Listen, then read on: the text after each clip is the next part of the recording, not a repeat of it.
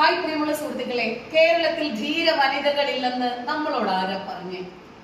ഒരു സാധാരണ സ്ത്രീക്ക് ലോക റെക്കോർഡിൽ ഇടം പിടിക്കാൻ സാധിക്കുമെന്ന് തെളിയിച്ച ഒരു അഗ്നിജ്വാലയാണ് ഇന്ന് നമ്മളോടൊപ്പം ഉള്ളത്. കണ്ടില്ലേ, ഞാൻ ഫസ്റ്റ് ആണ് അവരെ മീറ്റ് ചെയ്യുന്നത്.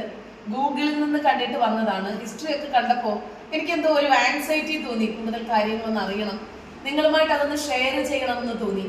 നിങ്ങളിൽ ആര് എപ്പോൾ കോട്ടയത്ത് വന്നാലും ഉറപ്പായിട്ടും കുമരകത്ത് വരണം. നമ്മുടെ ജ്വാലയുമായിട്ട് ഒന്ന് മീറ്റ് ചെയ്യണം.